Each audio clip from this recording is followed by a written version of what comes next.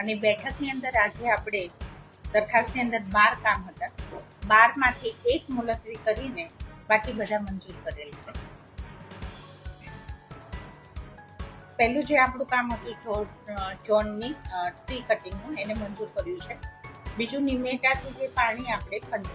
75 mld સરદાર એસ્ટેટથી લાવવાનું હતું, એ કામને પણ જે વધારાના ખર્ચા ને ક્રોસિંગ કરીને જે પ્રોબ્લેમ્સ થયો અને પછી જેને આપણે કામ વધાર્યું છે,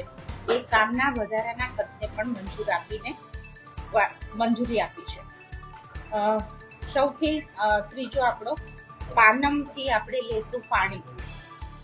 અને એના માટે થઈને કેટલા વર્ષોથી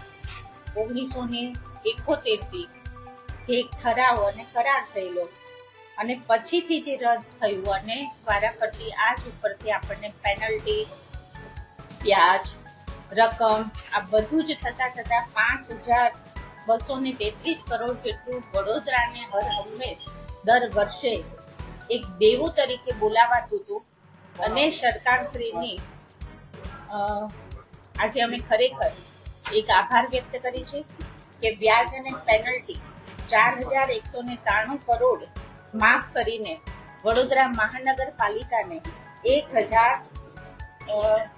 1,000 કરોડ અંદાજિત ભરવાના જે આપણને થાય છે, એને પણ મંજૂરી આપી છે. કારણ કે જે દેવું બોલાયા કરતું હતું કેટલા વર્ષોથી વડોદરા મહાનગરપાલિકાનું, તો સીએમ સાહેબ, ડેપ્યુટી સીએમ સાહેબ, ધારાસભ્ય, સીઓ બધાના અથાગ પ્રયત્ન, દંડક શ્રી બાલુભાઈ શુક્લાજી હોય, મંત્રી શ્રી મનીષાબેન વકીલ હોય, કેયુરભાઈ હોય, ચૈતન્યભાઈ હોય, અને આજે ફરીથી પણ આપણે સ્વર્ગસ્થ શ્રી યોગેશ કાકાને યાદ કરીશું કે બધાની ખૂબ જ મહેનતથી વડોદરા ઉપર જે દેવું બોલાતું હતું,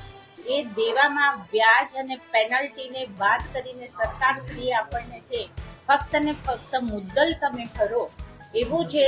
આપણને રજૂઆત અને ઠરાવ જે આપણને આવ્યો હતો, એમાં મંજૂરી આપી છે. 1,000 કરોડ ઉપર આપણે જે ભરવાનું થાય છે,